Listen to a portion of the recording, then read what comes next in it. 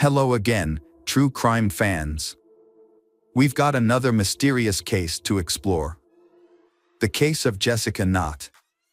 Jessica Knott was born on June 22, 1986, in Alamont Springs, Florida. She grew up in a loving family with her parents, an older brother, and a younger sister. Her father worked in construction and often traveled to other states for work, so her mother mainly took care of her and her siblings. Throughout her childhood, Jessica was a cheerful and active girl who loved playing outdoors with her friends and siblings and had a special love for animals. On April 5, 1996, when Jessica was 9 years old, her family planned to visit her grandparents for Easter. While her mother packed for the trip, her father went to the store to buy some vacation items. Jessica asked her mother if she could go to the yard to wait for her father to return. Her mother agreed but told her to stay in the yard and not wander off. The family's apartment complex was located in a quiet area, surrounded by many trees and away from the main road. The neighborhood was considered safe, and children often played outside without regular adult supervision. However, when Jessica's father returned home around 6 p.m., he asked his wife where Jessica was, and she was surprised to learn that Jessica was not in the yard as she had thought. The parents searched the yard but couldn't find their daughter Jessica. Growing increasingly worried, they started asking neighbors if they had seen Jessica. A neighbor reported seeing Jessica sitting on a bench, reading a book, but this information yielded no results. As night began to fall and Jessica was still missing, her parents contacted the police. The police quickly began search operations, questioning neighbors and canvassing the surrounding area. Despite their best efforts, they were unable to find Jessica, forcing the police to expand their search to nearby streets. A few hours later, the police received an unexpected call from an unknown number. The caller's voice was distorted by background noise. But the police determined that Jessica might have been near a water pumping station several miles from her home. When the police arrived at the water pumping station, they witnessed a horrifying scene. Jessica's body was discovered near the pumping station, hidden in a black trash bag. This location was only a few meters from the road, but the pumping station was located under a bridge, making it nearly impossible to detect. Next to the body were some magazines and a children's mirror. The police quickly identified the victim as Jessica Knott and handed her body over to the medical examiner for further investigation. Investigators turned their attention to tracing the 911 call, which they believed was made by the killer. Their goal was to use the call to identify the killer. However, the call was made from a public phone at a nearby gas station, and when the police arrived, the perpetrator had already fled. Detectives tried to take fingerprints, but it was a difficult task because this was a public phone booth, which likely had many fingerprints from different users. In addition, it was possible that the killer had wiped the phone clean after calling or had worn gloves to avoid leaving fingerprints. Further investigation revealed that Jessica may have been killed elsewhere and her body moved to the water pumping station. Evidence on the ground showed that the killer pulled the body out of the car, then put it in a trash bag and dragged it to the water pumping station. Jessica's clothes were still intact, except for a missing shoe, which was not found at the scene. The only potential clue at the crime scene was tire tracks on the ground. There was a possibility that they belonged to the killer's car, so the police took photos and analyzed the prints. Meanwhile, a medical examination of the body showed that the victim died from strangulation, with marks on the face and neck indicating the killer used bare hands. An autopsy showed that Jessica had eaten a hamburger shortly before her death. Her mother said she did not give Jessica a hamburger that day, suggesting the killer may have provided her with food. Additionally, forensic experts found no evidence of sexual assault, leaving the killer's motive unknown. Initially, police had suspected Jessica's parents of being involved in her disappearance because they had not had a solid alibi. Jessica's mother had claimed that she had packed up the apartment, and her father had claimed that he had been out shopping, so they clearly had had the opportunity to commit the crime. The police had been confused as to how the killer had been able to get Jessica out of the yard without anyone noticing or her screaming, leading them to believe that the killer might have been someone Jessica knew and trusted, and she might have voluntarily left with them. The killer's voice on the 911 call had provided another clue. In the recording, experts had detected feelings of grief and remorse, suggesting that the killer had truly felt remorse for his actions. The fact that the killer had taken the risk of calling 911 suggested that they might have been trying to minimize guilt or manipulate the investigation. However, the obvious sadness in the killer's voice had led investigators to believe that the killer had likely been remorseful for his actions. The investigation had reached a turning point when police had found a roll of black garbage bags in the trunk of Jessica's father's car, similar to the bag used to dispose of the victim's body. However, expert examination had shown that the bags had come from another manufacturer, eliminating Jessica's father as a suspect. The focus of the investigation had then turned to other suspects. Forensic experts had conducted a thorough examination of the victim's clothes and body, thereby obtaining many clues. One notable discovery had been that there had been a significant amount of dog hair on Jessica's clothes, even though her family had not owned dogs. This suggested that the dog hair might have come from the perpetrator's dog. Additionally, human hair of an unidentified man had been found on Jessica's body, and experts had been working to extract the DNA profile from the sample. However, this process had taken several days. Further examination had revealed two strange fibers on Jessica's clothes that experts had analyzed and determined likely had originated from car seat covers and carpets. This finding had supported the theory that Jessica had been killed at a location other than the water pumping station and then transported there by car. To determine the breed of dog that had shed hair on Jessica's clothes, experts had used the FBI's specialized database, which contained microscopic photos of hair from many different dog breeds. By comparing fur samples with a database, experts had determined that the fur had belonged to a Shar-Pei. This discovery had suggested that the perpetrator might have owned the Shar-Pei and that the dog's fur had been transferred to Jessica's clothes at the perpetrator's home or in the car. According to investigators' initial theory, the killer might have lured Jessica into his car, taken her to buy hamburgers at McDonald's, and then taken her to his home, where she had been murdered. To aid the investigation, experts had tried to improve the quality of the phone call recordings, but this had proved difficult. They had decided to try a different approach and sought help from NASA, which had advanced audio enhancement tools originally designed for use in space recordings. NASA had agreed to assist and provide police with higher quality audio. However, experts still needed to sample the suspect's voice to compare with the call recording. Detectives had suspected that the killer might have known Jessica, so they had played the call recording for her mother, hoping she could recognize the voice. At first, she had said the voice was familiar but couldn't place it. When she had heard it a second time, she suddenly had realized that the voice belonged to a neighbor who had lived in their complex.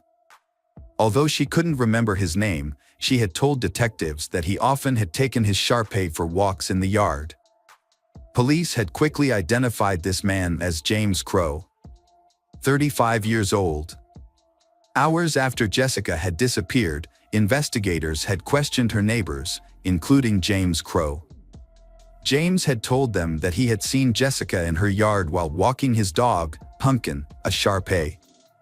They had exchanged a few words and then he had left. Detectives had looked into his past and had found no history of criminal activity. He used to be a truck driver, but had been currently unemployed and had spent most of his time walking around the neighborhood with his dog. Detectives realized that the similarity in voice and breed of dog had not been enough to arrest James, so they obtained a search warrant for James' car. Inside, they found two disturbing clues. Under the front passenger seat, they discovered an empty Happy Meal bag, which was suspicious because James had no children and Jessica had had a McDonald's hamburger in her stomach. Additionally, The car had had brand new tires that had barely been used, which James had claimed to have changed on the day Jessica was murdered. However, his previous tire had not been very old and could have lasted a few more years. Police investigated further and discovered that one of James' old tires had been left behind at an auto service. When they compared the tire tread pattern to prints found near Jessica's body, they did not match. However, it was possible that tire marks on the ground did not belong to the killer's car but to another vehicle. Police also searched James' apartment, where they found a box containing several rolls of trash bags similar in size and color to the one found on Jessica's body. To determine if there was any connection between the bags, detectives needed to find a way to prove that they had come from the same manufacturer. At first, this seemed impossible, as the bags had had no distinctive markings or features and there were hundreds of manufacturers of similar products. The detectives had had an idea to solve this problem.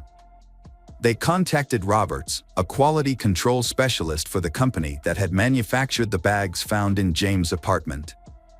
Roberts pinpointed the factory that had produced the bags based on a special code on the cardboard box containing the rolls.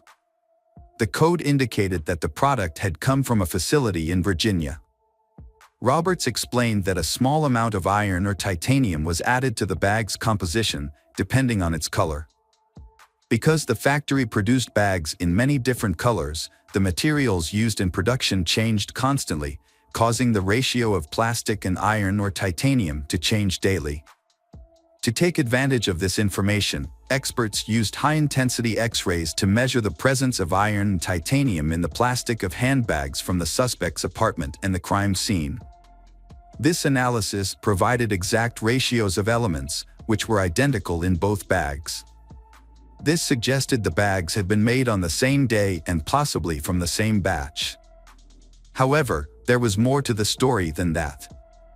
During the production of garbage bags, microscopic debris accumulated on the machine and imprinted on the plastic sheets as they were rolled out. This created a unique stripe pattern on each bag, visible to the naked eye. Even though the debris on the conveyor belt was constantly changing, creating a new pattern every few hundred feet of fabric, the results were consistent enough to provide another possible lead in the investigation. The similarity of the bags suggested that not only had they been produced in the same batch, but they had also been produced within a short time frame, perhaps just a few hours apart. Comparison of the bags from the suspect's apartment and the crime scene revealed a striking match in the lines and patterns on the bags. On further inspection, experts showed that the bags had been rolled into bundles by machine, which could have created irregularities during the rolling process. Although these irregularities were hardly noticeable, they could be detected by examining the edges of the bag, where the folds formed a unique pattern. Upon re-examining the bags, experts discovered that the pattern on the bags at the suspect's apartment matched the pattern at the crime scene. Further analysis also revealed that fibers found on Jessica's clothing had matched the carpet in James' apartment and the upholstery of his car seat. An audio expert had also analyzed the 911 call recording and compared it to James's voice sample, concluding that the voice in the recording belonged to James. Although the evidence was only circumstantial, detectives still believed in James' involvement in the case and decided to arrest him. James was taken into custody, and the prosecution announced its intention to seek the death penalty. Despite James continuing to deny guilt, the case still went to trial. The prosecution presented its theories, highlighting James' frequent outdoor activities with his dog, which had earned him the trust of local children, including Jessica. According to police, James had met Jessica while walking his dog and had struck up a conversation. He offered to take her to McDonald's, and she agreed because she knew him. After the meal, James allegedly invited Jessica to his home. While his wife was away, evidence had shown that Jessica was actually at James's house that day, as fibers from his living room carpet were found on her clothes. The investigation revealed that James might have tried to attack Jessica, but something went wrong. Forensic evidence indicated that the killer had strangled Jessica with their bare hands and pressed their palms against her face, possibly to silence her if she tried to scream. Panicked, the killer then placed Jessica's body in a trash bag and transported it to their car without arousing suspicion from the neighbors. The killer dumped her body near a water station, called 911 from a nearby gas station, and returned home. During the preliminary hearings, James's attorneys attempted to defend the evidence, arguing that there was no concrete proof of James' guilt. Although the judge accepted the evidence, the defense pointed out that in murder cases, the standard of proof is higher and more direct. Therefore, the possibility that James could avoid the death penalty was very large. A plea agreement was offered to James based on the circumstances surrounding the case. The deal required him to plead guilty to second-degree murder and accept a sentence of 40 years in prison without parole, thereby avoiding the death penalty. 2 years after the murder, in the summer of 1998, James accepted the deal. Although he was not required to provide details about the crime, he said that one of the reasons he accepted the deal was to spare Jessica's family the torment of the trial. The prosecution believed James showed genuine remorse for his actions and used the 911 call as evidence. The purpose of the call was unclear, but it suggested James was trying to alleviate his guilt. However, Jessica's parents were not satisfied with this deal because they had hoped for the death penalty and wanted James to confess to the crime. Despite this, James remained silent about the details of his actions. James did not fully serve his sentence. He died in November 2011 at the age of 49 from health problems, taking with him details of his crimes and motives.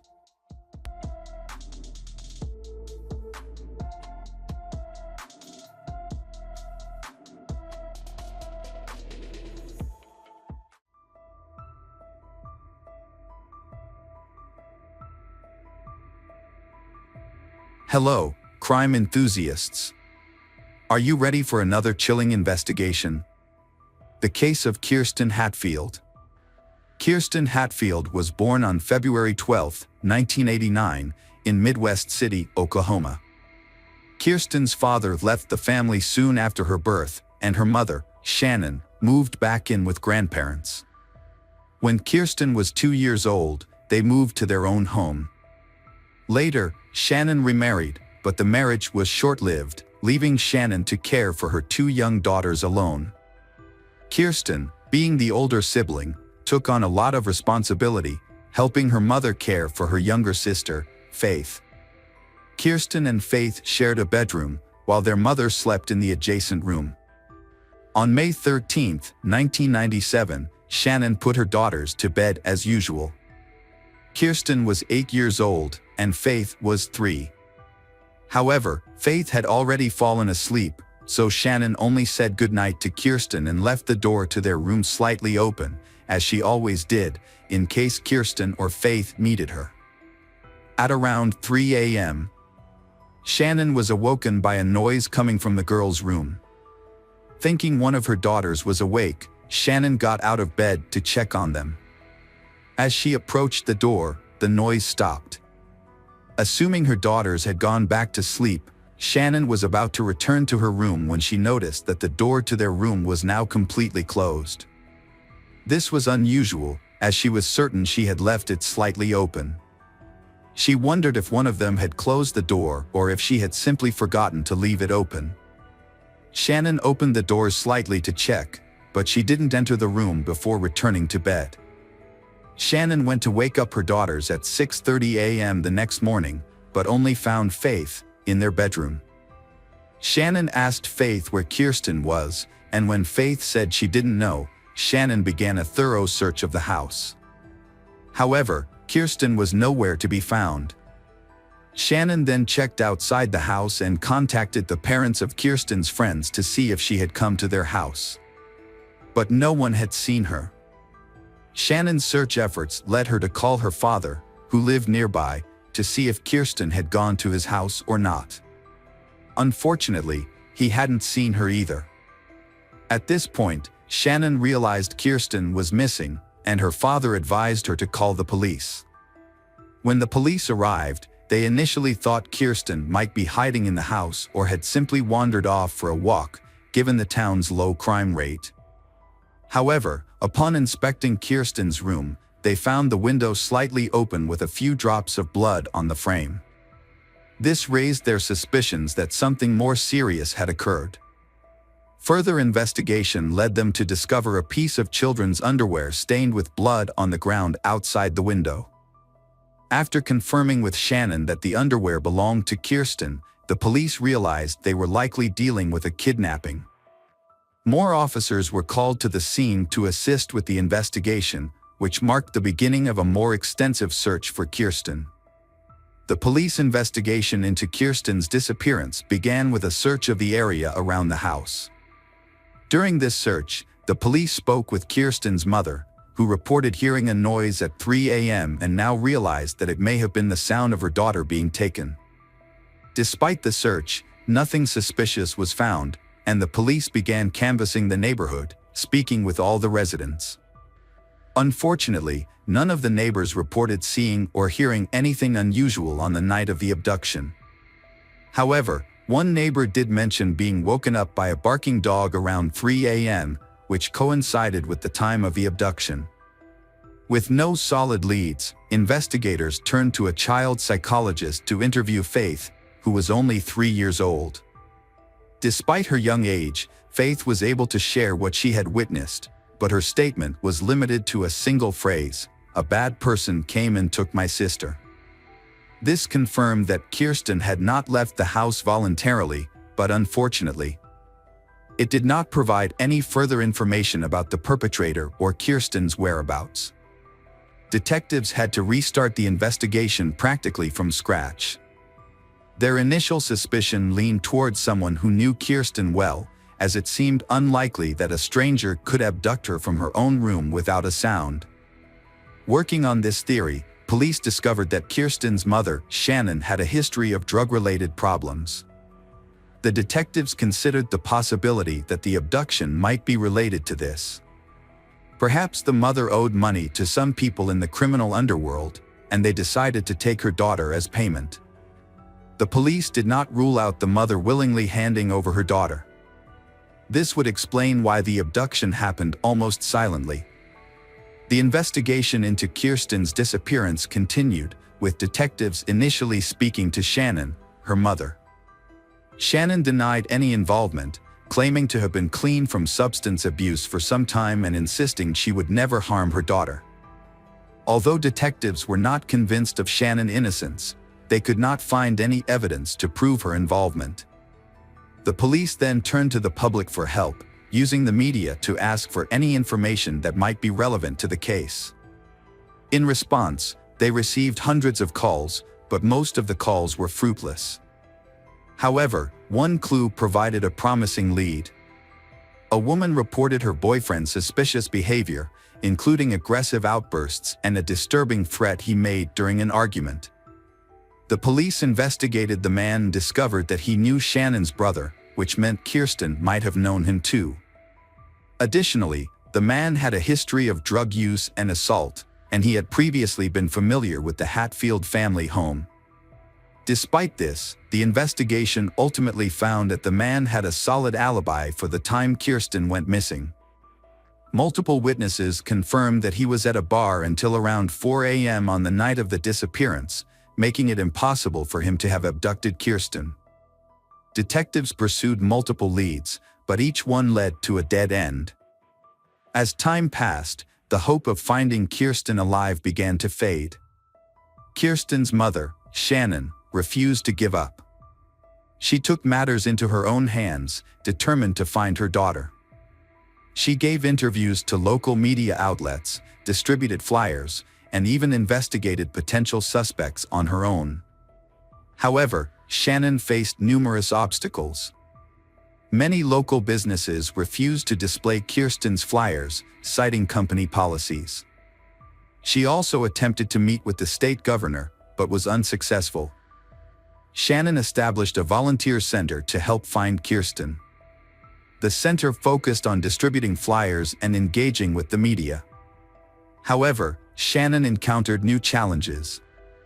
Some volunteers stole money, lied about their work, and used the media to gain attention for themselves. Despite these setbacks, Shannon persevered in her search for the truth. After years of effort, Shannon realized that her approach was not yielding results. She enrolled in college, earned a degree in criminology, and became a parole officer. Shannon's goal was not only to find her daughter's kidnapper but also to protect others from potentially dangerous criminals who might be released from prison. Shannon suspected Kirsten's kidnapper had a history of violent crimes. To pursue this lead, she researched people with violent pasts in her area but found no connection to Kirsten's disappearance. Despite her efforts, she eventually had to accept that Kirsten might have passed away and might not return. Still, Shannon continued to search for answers. Periodically, police reopened the case to investigate new leads, working with the FBI to create an updated sketch of Kirsten's possible appearance. In 2014, there was a breakthrough in the Kirsten case. A woman contacted the police and shared a shocking discovery she had made while sorting through her late mother's belongings. Among her mother's possessions was a diary detailing the woman's father's confession, claiming he had killed Kirsten Hatfield. The diary was extremely detailed, and detectives were convinced of its accuracy. According to the diary, the man had kidnapped Kirsten from her bedroom, took her to a house he owned in a nearby town, and murdered her after horribly torturing her. The description of the crime process spanned many pages, leaving even veteran investigators confused. The diary also revealed that the crime had been recorded on a videotape. Investigators immediately questioned the woman's father. However, his reaction was surprising. While he denied any involvement in the Kirsten case, he asserted that he had known who was responsible for Kirsten's death, saying the murder had occurred at his ex-girlfriend's house. The police were confused and asked for the house address. They quickly received a warrant and sent a team to thoroughly search this house. The forensic investigation began with a crucial step: the use of luminol, a substance that glows when exposed to very small amounts of blood. When the forensic team applied luminol to the scene, they were surprised by the results. An expert later described the house as lit up like a Christmas tree due to the numerous bloodstains. The bloodstains matched the details of the murder described in the diary, leading the team to believe they had finally found concrete evidence. To investigate further, police removed the floorboards, cut out sections of wallpaper, and sent these items to a laboratory for analysis. They also organized an excavation team in the hope of finding the victim's body. In addition, the police also discovered a box containing hundreds of videotapes in the house, so they had to review the diary. They suspected that one of the tapes might have contained footage of the victim being abused. Detectives meticulously reviewed each tape, but after hours of analysis, none of the tapes were related to the murder. Excavations also proved fruitless, with no remains or evidence found in the soil. However, just when the investigation seemed to have been gaining momentum, the police encountered an unexpected and shocking episode. Experts who analyzed the bloodstains in the house concluded that the bloodstains had actually belonged to an animal, not a human. This revelation left the police stunned and wondering what had just happened.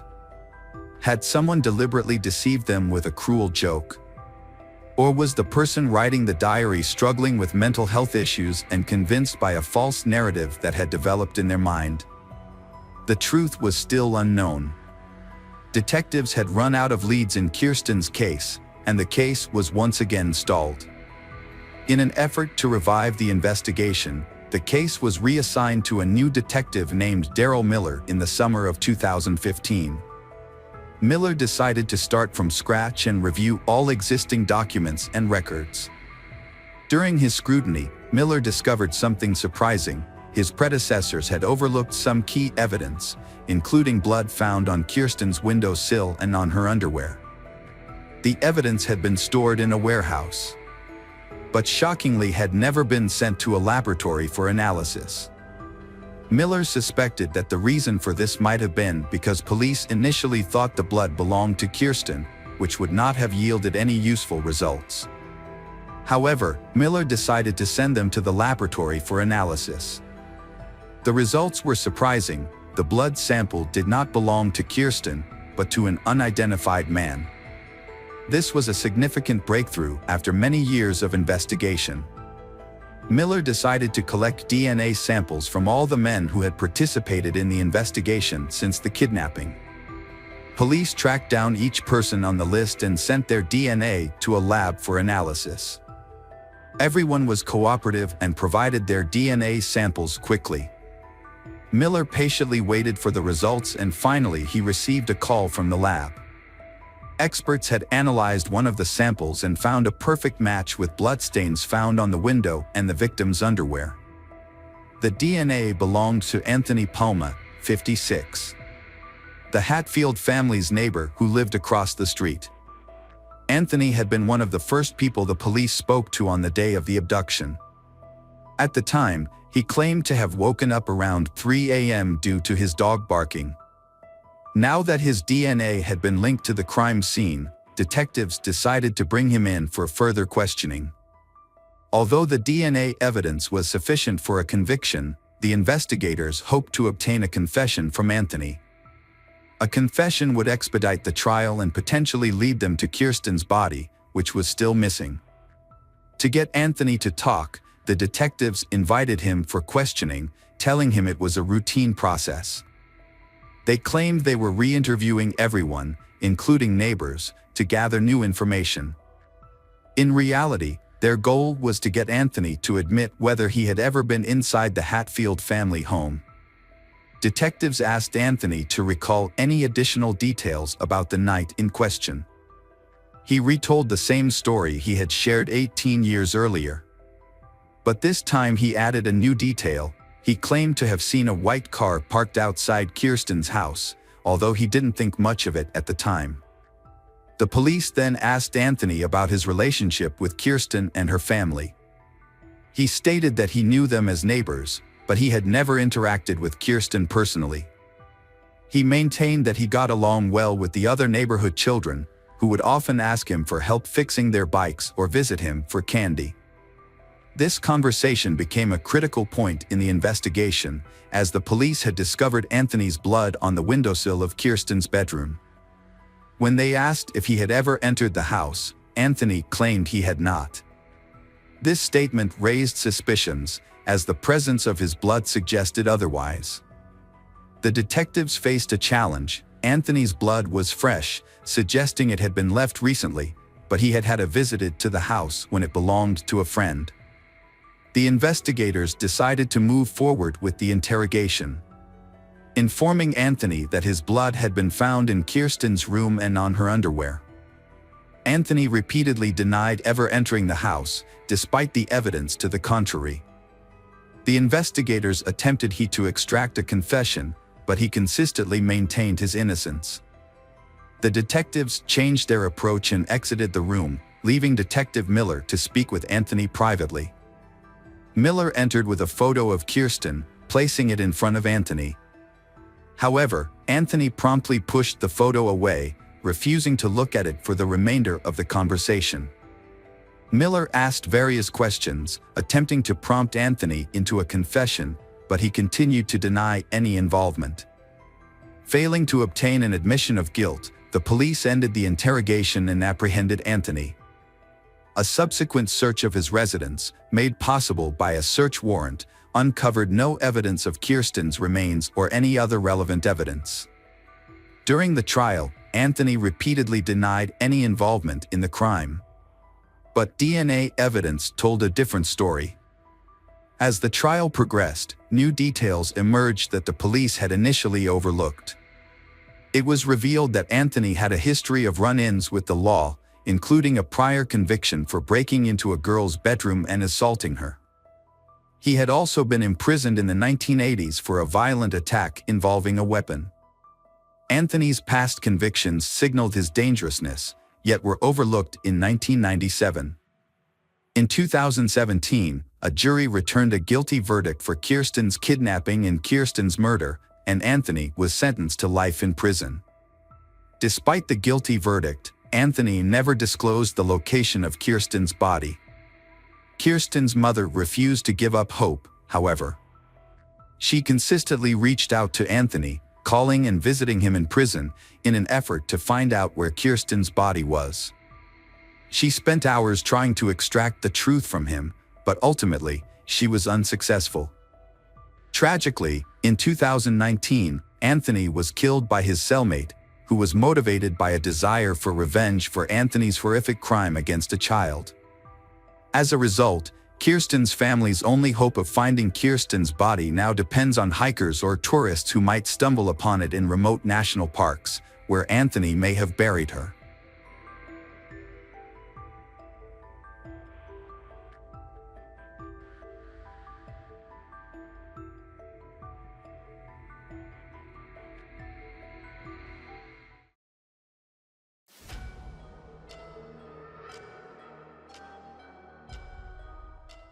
Hello friends, welcome to our channel. Today we're going to take a look at another horrible case with you.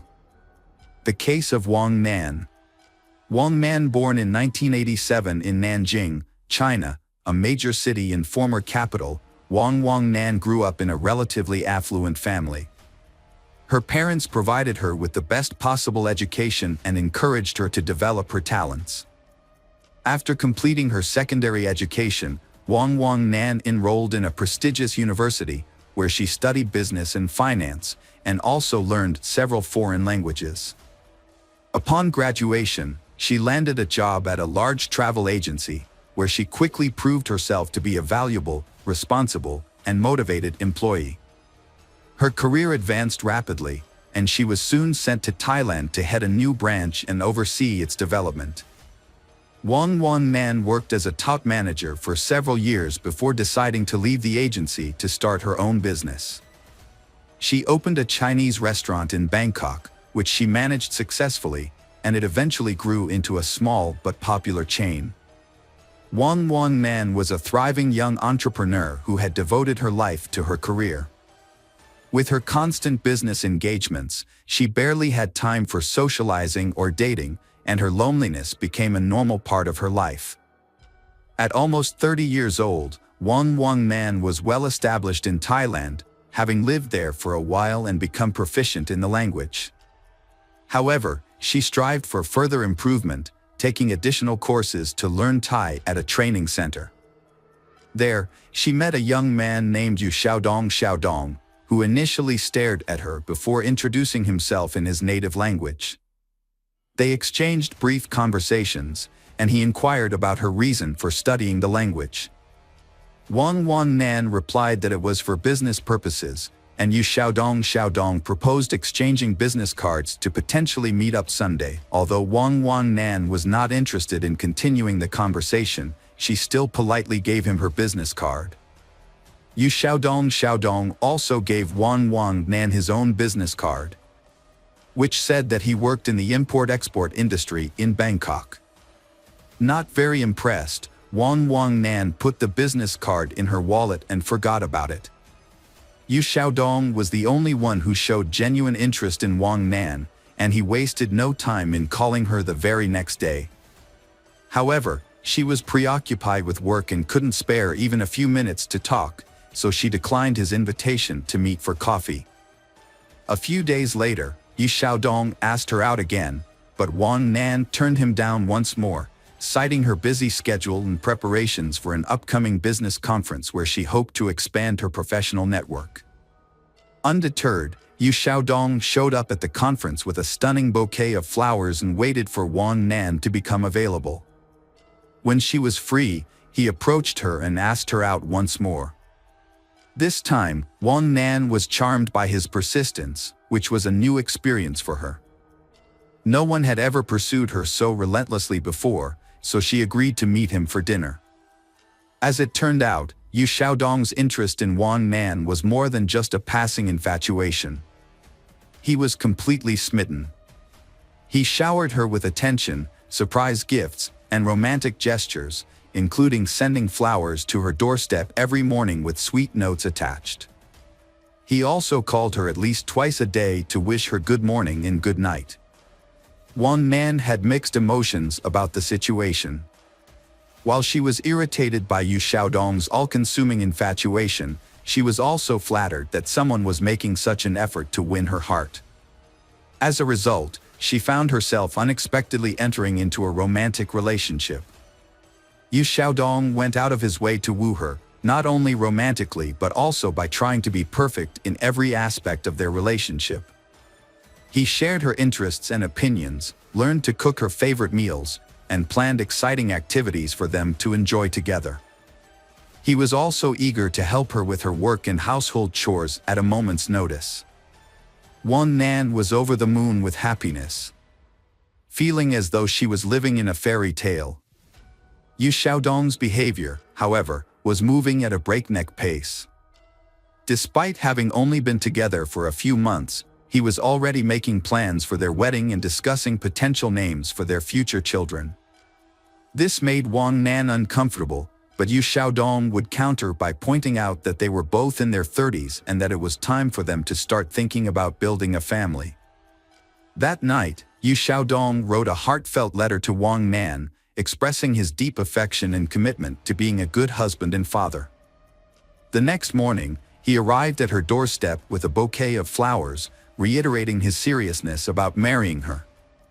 Wang Nan jokingly mentioned that the courthouse wouldn't open for another hour and a half, but Yu Xiaodong suggested they go there immediately. To her surprise, the courthouse was open, and the officer responsible for registering marriages was already at his desk, ready to formalize their union. Yu Xiaodong had secretly arranged for a hasty marriage ceremony to take place early in the morning. The whole event was unusual and lacking in formality. There were no guests, no exchange of rings, no wedding dress or veil, and no commemorative photographs.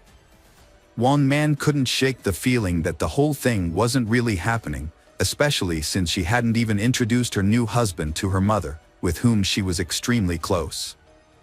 Before she knew it, she was holding a marriage certificate in her hand, and her newlywed husband was standing beside her, beaming with satisfaction. Wang Nan's marriage was troubled from the start.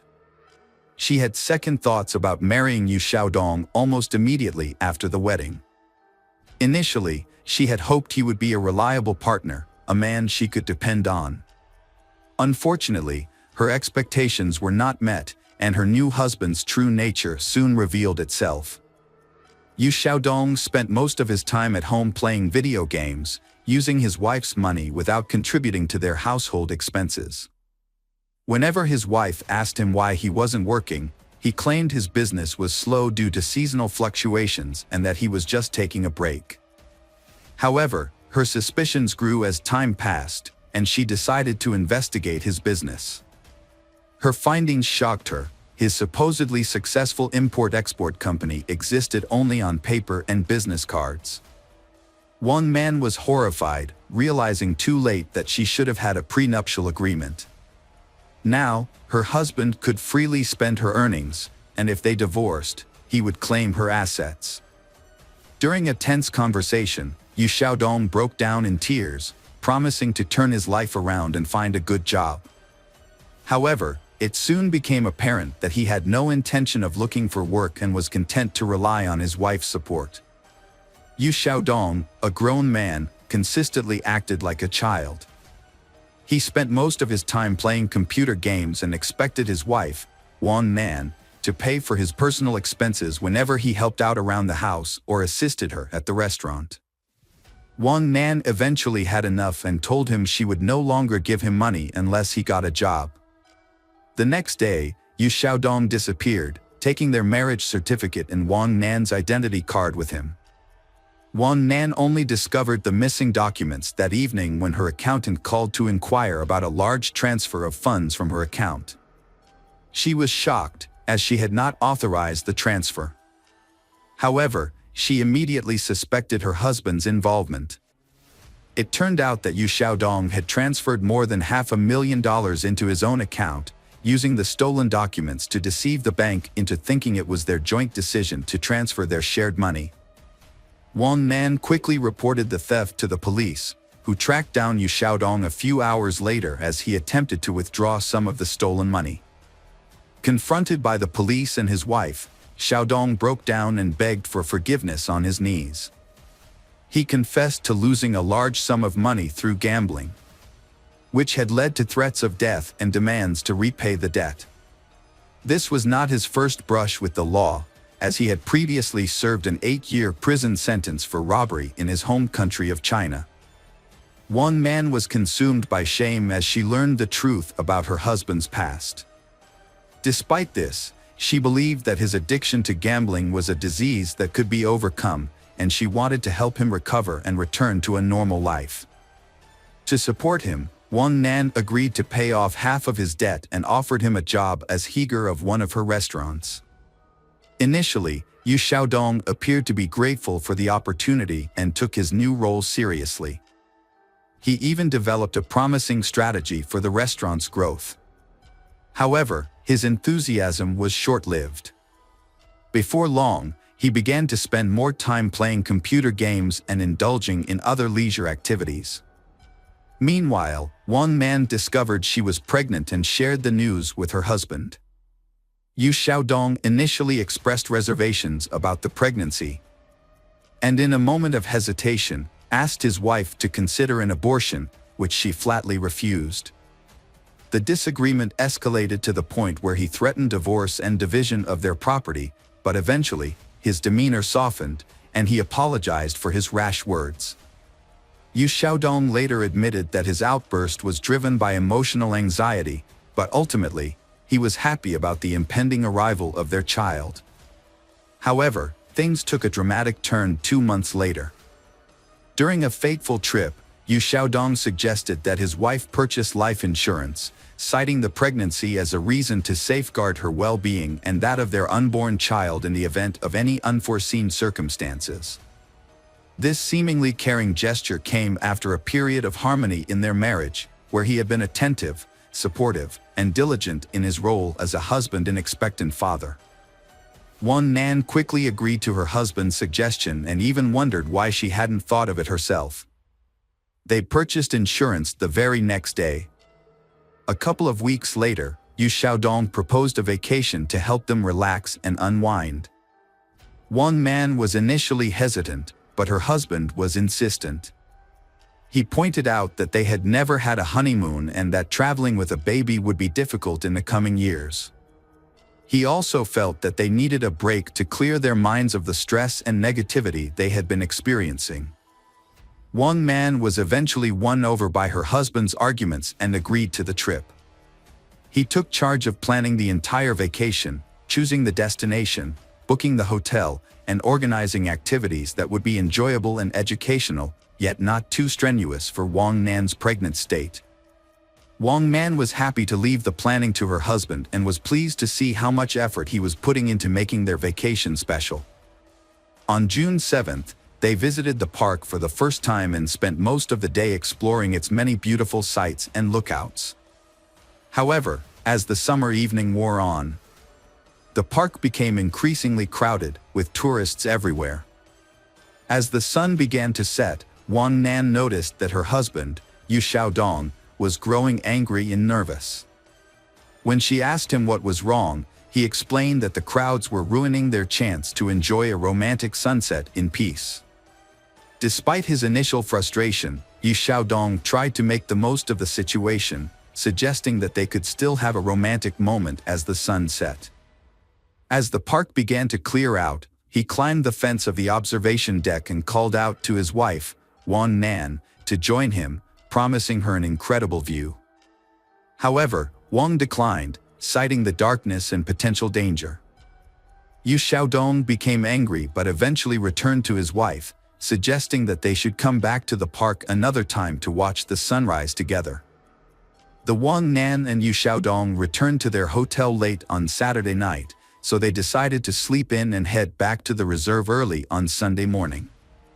As planned, they woke up at 3 a.m. on June 9th and left for the national park while it was still dark outside. Their goal was to catch the first rays of the rising sun.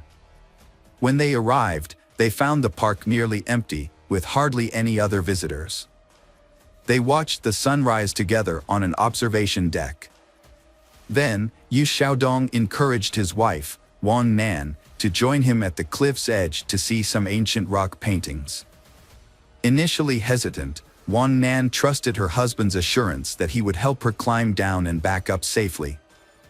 As they took in the breathtaking view, Yu Xiaodong suddenly asked Wang Nan if she regretted anything in life.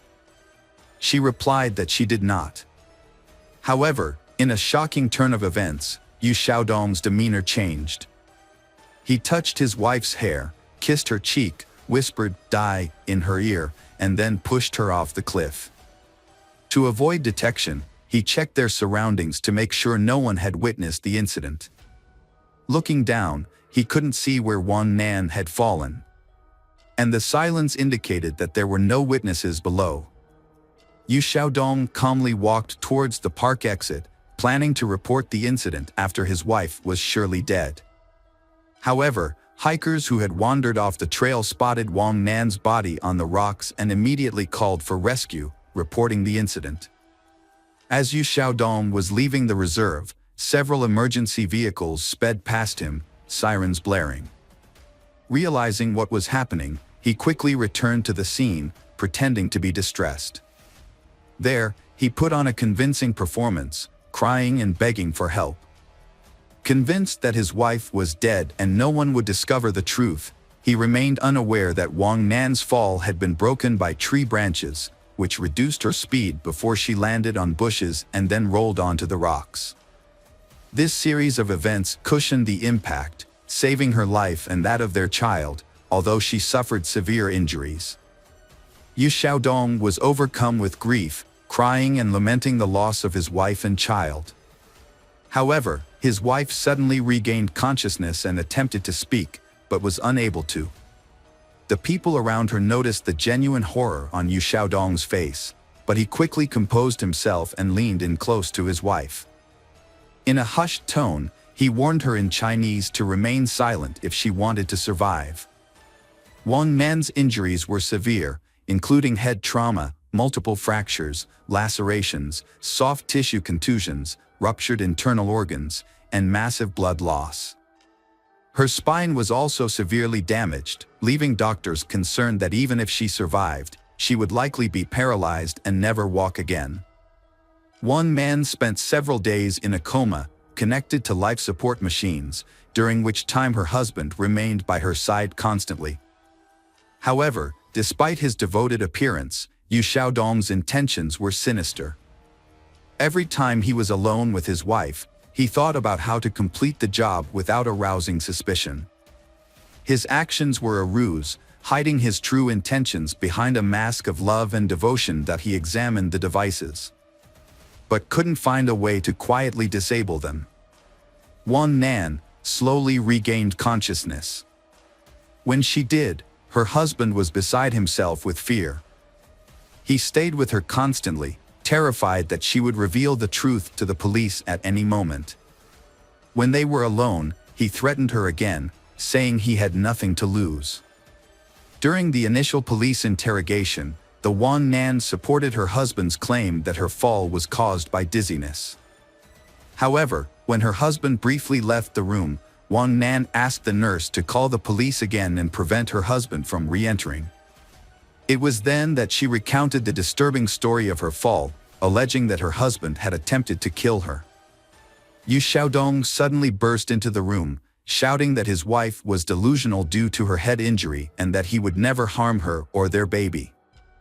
His explanation was not believable, and he was arrested on the same day. At the hospital, he was charged with multiple crimes, including attempted murder and intimidation after her husband was taken into custody and sent to jail to await trial. Wang Nan finally felt a sense of relief. Although she still had a long and difficult recovery ahead of her, she now felt safe. Wang Nan initially held on to hope that her pregnancy could be saved, despite the severe fall. However, her medical team advised her to terminate the pregnancy due to the large amounts of painkillers and antibiotics she was receiving, as well as the multiple surgeries she underwent under general anesthesia. The doctors prioritized Wang Nan's life, warning her that the fetus was unlikely to survive the strong medications. This news came as a devastating shock to Wang Nan, but she ultimately followed the doctor's advice.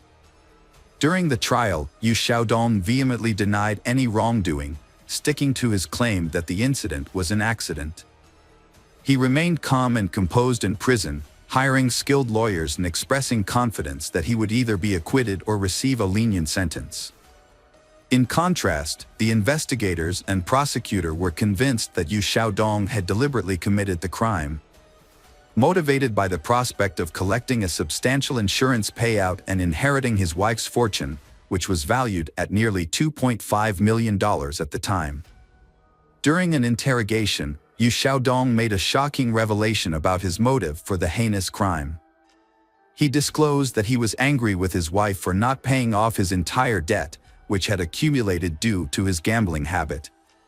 In his mind, if his wife truly loved him, she would have cleared all his debts since she had the financial means to do so. This perceived betrayal led Yu Xiaodong to believe that his wife did not love him, and therefore, he felt justified in punishing her. After making this astonishing confession, the defendant became silent, seemingly aware that he had revealed too much. He attempted to retract his statement, claiming that he had been misunderstood. Nevertheless, his unexpected admission, combined with Wang Nan's testimony, was sufficient to secure a lengthy prison sentence. In March 2021, Yu Xiaodong was found guilty and sentenced to life imprisonment. However, he and his lawyers filed multiple appeals, and 6 months later, the Thai court showed unusual leniency by reducing the life sentence to 10 years in prison. Wang Nan and her family were shocked and outraged by the lenient sentence given to Yu Xiaodong, believing it would set a bad precedent and encourage others to commit similar heinous crimes. Yu Xiaodong received a sentence of 10 years for attempting to murder his pregnant Wang Nan. As of now, Yu Xiaodong is serving her 10-year sentence while Wang Nan is challenging the court's decision. Meanwhile, Yu Xiaodong is filing appeals to prove her innocence. Wang Nan has successfully restarted her business in 2023 and also established an organization that provides support to women who have been affected by domestic violence. She writes about her personal experiences and warnings for women on her blog.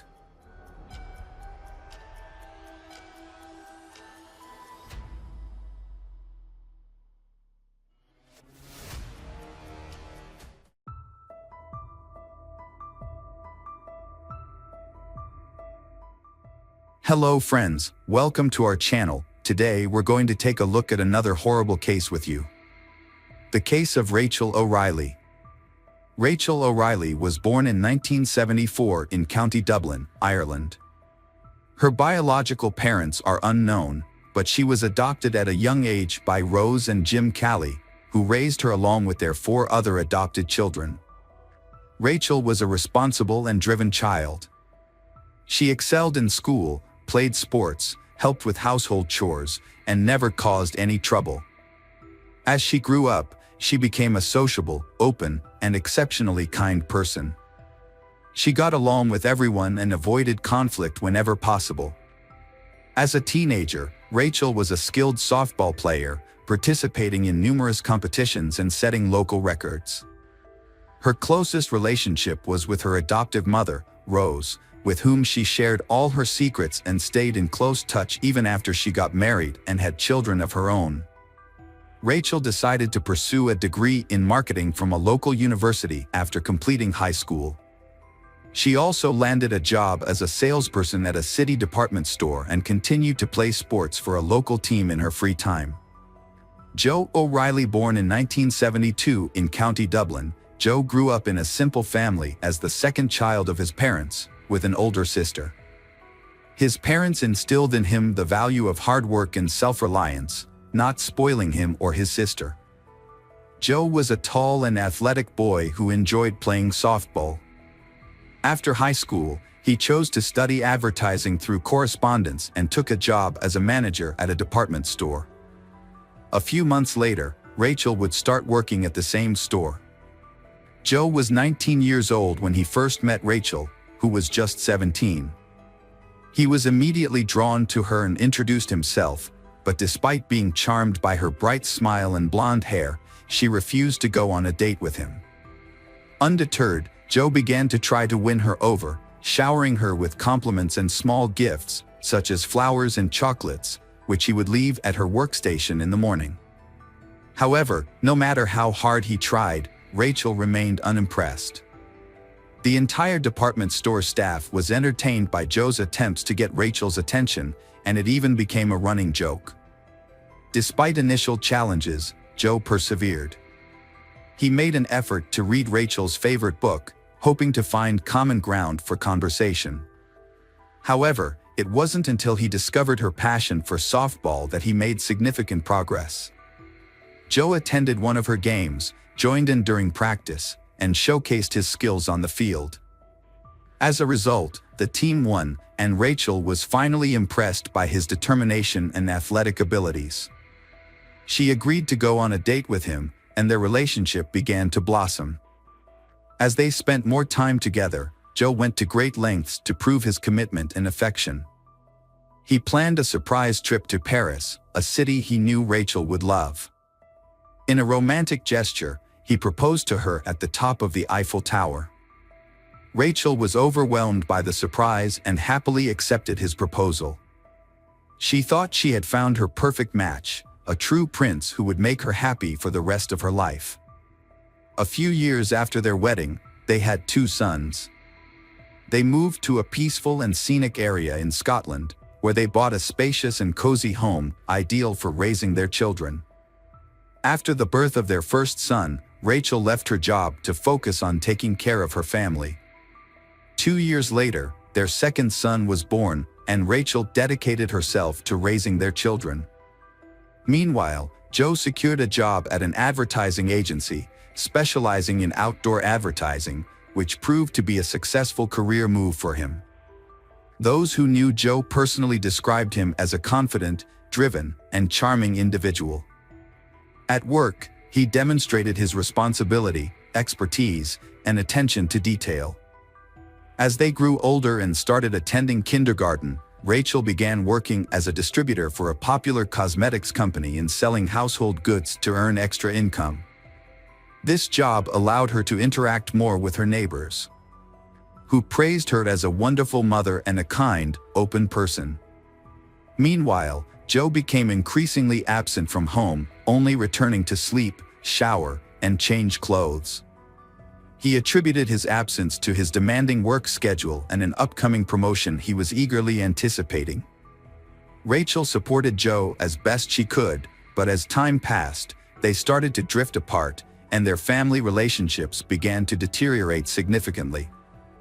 A disturbing incident occurred in the summer of 2004 when an anonymous person sent a letter to Child Protective Services, falsely accusing Rachel of being a bad mother who mistreated her sons. In response, a special commission visited their home to investigate the allegations. Although the investigation found no evidence of wrongdoing, and relatives and neighbors described Rachel as a loving and caring mother, the malicious letter damaged her reputation. On the morning of Monday, October 4, 2004, the O'Reilly household began as usual. Joe, the father, left for work at dawn while his wife, Rachel, and their sons were still asleep. Throughout the day, Joe tried to contact Rachel by texting and calling her, but she didn't respond. He then called their home phone, but the answering machine picked up, and Joe left a worried message, asking Rachel to call him back as soon as possible. Later that afternoon, Joe received a call from the kindergarten teacher, informing him that Rachel had not arrived to pick up their sons, which was unusual.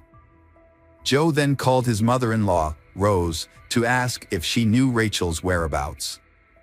When Rose said she didn't know, Joe asked her to check on their house and see if everything was okay. Meanwhile, Joe went to the kindergarten to pick up the children. When Rose arrived at the house, she found Rachel's car in the yard, indicating that Rachel was home. However, the house was dark and quiet, and Rose's calls went unanswered. As Rose entered the house, she was immediately struck by the scene of chaos before her. Cabinets and drawers were open, with their contents scattered all over the floor, giving the appearance of a robbery. Upon entering the bedroom, Rose was met with a horrific sight. Rachel lay lifeless on the floor, surrounded by a massive pool of her own blood. The walls, furniture, and even the ceiling were splattered with blood, and Rachel's tangled, bloody hair partially concealed her skull. In some places, the bare bones of her skull were visible. Rose rushed to her daughter, hoping against hope that she was still alive and could be saved. But when she touched Rachel's arm, she felt it was cold and stiff. It was clear that Rachel had been dead for hours, and there was nothing that could be done to help her.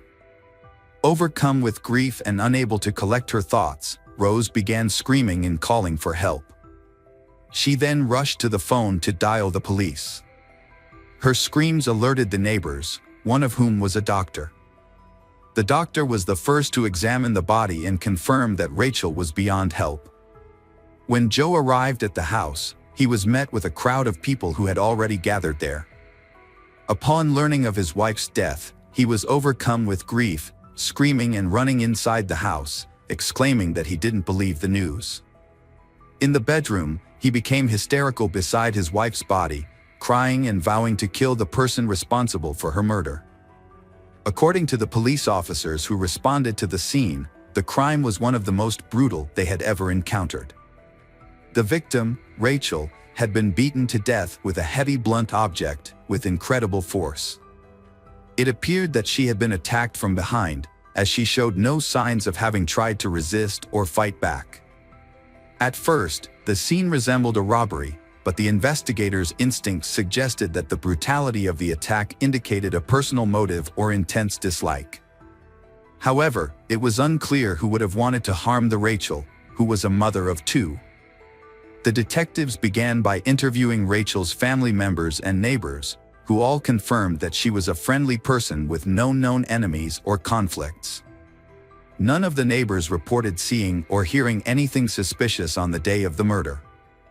Joe provided an alibi, stating that he was at the bus depot on the other side of town for work, which could be corroborated by a coworker. The scene looked like a robbery, but nothing valuable was taken. A 1,000 euro note was left untouched on the bedside table, and another stash of money was found in a kitchen cupboard, also untouched. A jewelry box on the dressing table was disturbed, but only a pair of chains and earrings were missing, found separately in a drawer. The homeowner reported that a digital camera, silverware, and one of his dumbbells, likely the murder weapon, were missing. The investigation found the situation suspicious. The house was in disarray, and Rachel was brutally murdered, yet only a few items were taken. Joe, answering police questions, was visibly shaken, crying, and feverish. However, one investigator believed that Joe's behavior seemed more like nervous excitement than grief or shock. When asked if his wife might have had an affair, Joe's demeanor changed, and he confidently denied it. He then added that he had not cheated on his wife, but this statement seemed unconvincing. A bag containing stolen items from the house was discovered in the bushes, 2 miles from the crime scene. The bag held a camera, silverware, and a few pieces of jewelry, all of which were on the list of stolen items compiled by Joe. This new evidence led investigators to rule out the possibility of a robbery and reclassify the case as a premeditated murder. As a result, Joe, who had been trying to appear grief-stricken, became the prime suspect. His attempts to convey pain and sorrow seemed insincere, raising suspicions about his involvement in the crime.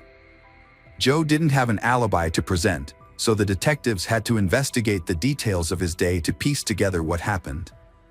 According to Joe, he started the morning by stopping at the gym, a routine he followed regularly. The surveillance cameras in the gym's parking lot and inside the gym confirmed his presence. After his gym visit, Joe drove to the office and then headed to a remote bus station in the city to check on the placement of advertisements on buses. A colleague corroborated Joe's account, recalling a phone conversation they had around that time. The investigators then visited Joe's workplace to inspect his computer. This led to a significant discovery. Joe's email contained some suspicious messages that he had partially deleted. Specialists were able to recover the deleted emails, and the police became convinced they were on the right track. Most of the recovered emails were exchanges with Joe's friend and sister, in which he frequently complained about his wife, Rachel, using derogatory language and profanity. Joe's wife had not been attractive to him for a long time, and in fact, he felt a strong sense of disgust towards her. Meanwhile, investigators discovered a suspicious correspondence between Joe and a female colleague named Nikki Pell. Their communication suggested that they were more than just friends and warranted further questioning. Nikki Pell worked at the same advertising company as Joe and was 10 years his senior. Despite their age difference, they had begun an affair. It was unclear when exactly their workplace romance started, but it was evident that Joe spent a significant amount of time with Nikki, often staying late into the evenings and even nights. Joe's wife was unaware of this and was misled into believing that he was busy with work. What was even more alarming was the content of Joe's messages to Nikki, in which he promised that they would soon be together, referring to her as a potential stepmother to his children with his wife, Rachel. Such messages raised suspicions, especially considering that in the event of a divorce, the children would likely remain with their mother. Joe initially denied having an affair, but when faced with irrefutable evidence of his infidelity, he was forced to admit to secretly dating Nikki for some time. Although they had reportedly broken up for over a week before the incident, this revelation raised questions. Following the discovery of the body, the O'Reilly house was sealed off as a crime scene, and no one was allowed to enter while the police conducted a thorough investigation.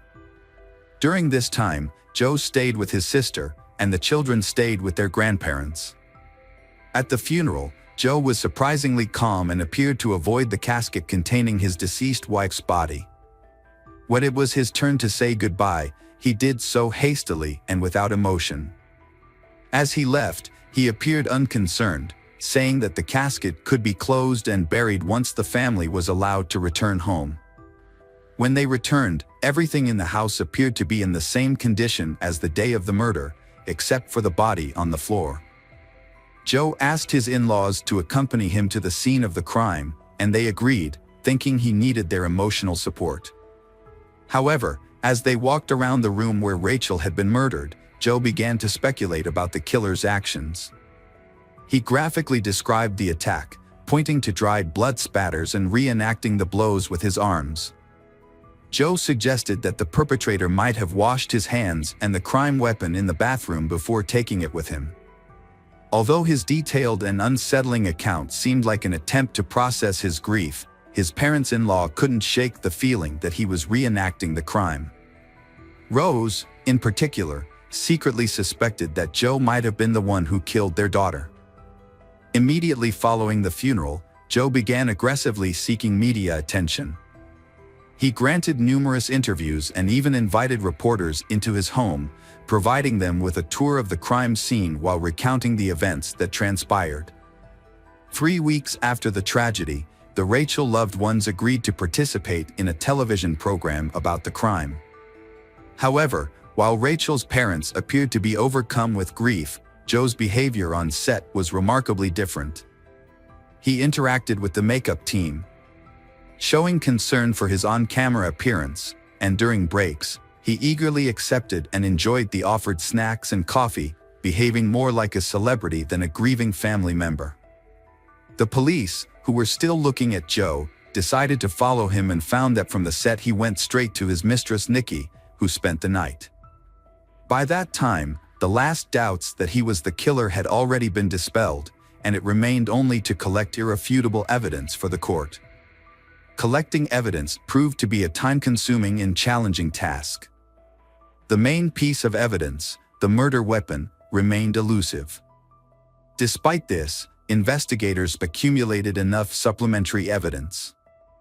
Initially, two key witnesses, Nikki and Joe's colleague who corroborated his alibi, faced possible imprisonment for perjury, leading them to recant their earlier statements. Nikki revealed that her relationship with Joe never actually ended. They continued to see each other in secret. Rachel, who discovered their ongoing connection, got into a significant argument with Joe and his wife shortly before the tragedy. In contrast, Joe's colleague, although previously vouching for his whereabouts, could not confidently attest that Joe was at the bus station across town at the time of his wife's murder. He unknowingly corroborated his friend's story at his request, unaware that Joe was a suspect in the crime at the time. Emails retrieved from Joe's computer, in which he made disparaging comments about his wife and planned a future with his mistress and children, were also submitted as evidence in the case. Joe made a deliberate attempt to create an alibi by going to the gym and ensuring he was caught on camera. He then informed his colleagues that he would be unavailable due to a work commitment in another part of the city. However, instead of going to the bus station as claimed, Joe went home, armed himself with a dumbbell, and hid in the bedroom, waiting for his wife to return from taking the children to kindergarten. He launched a surprise attack on her from behind, leaving her no opportunity to defend herself. After committing the crime, Joe, who later admitted his actions, cleaned the blood from himself and the murder weapon in the bathroom next to the bedroom. He then changed his clothes, scattered his belongings around the house to make it appear like a robbery had occurred, and headed to work. While on his way to the office, Joe got rid of the items he had taken, disposed of the bloody clothes and dumbbells, and made several attempts to cover his tracks by calling his wife's phone, sending her messages, and leaving voicemails asking her to call him back. At the office, Joe exhibited unusual behavior, appearing overly excited and showing signs of nervousness, as evident from his slightly shaking hands. Some of his colleagues noticed his unusual behavior and asked if he was okay, but Joe seemed flustered and, instead of responding, quickly retreated to his office. Shortly after, he received a call from the daycare center informing him that no one had picked up their boys. Instead of rushing home, Joe sent his mother-in-law to discover his daughter's disfigured body first. He believed he had covered his tracks and that his guilt would be impossible to prove. However, his desire for fame and public attention ultimately worked against him. Although most of the evidence against Joe was circumstantial, he was not arrested until 2 years after the crime. His guilt was ultimately proven by tracing his movements on the day of the murder, using data from a cell phone he had kept with him. Notably, at the time of the murder, Joe's cell phone signal was tracked to the home, a fact later confirmed by phone records. Furthermore, it was revealed during the trial that the anonymous letter sent to Child Protective Services, which made false accusations against Rachel, was actually written by Joe's mother at his request. Joe's motive for the murder was to gain sole custody of the children in the event of a divorce. To achieve this, he attempted to discredit Rachel by portraying her as an abusive mother. However, social services found no evidence to support these claims, and Joe decided to take more drastic action. Joe showed no remorse in the courtroom, smiling and chatting with his lawyers as if he was confident he would be acquitted. However, in the summer of 2007, the court delivered a guilty verdict and sentenced him to life in prison. Despite the defense team's efforts to appeal the decision, all their attempts were unsuccessful. Interestingly, Joe's relationship with his mistress, Nikki, continued even after his imprisonment. She visited him regularly for many years, but they suddenly lost contact in 2022. Throughout his imprisonment, Joe has maintained his innocence and has been a model inmate, never causing any trouble. He hopes that this good behavior will eventually make him eligible for parole.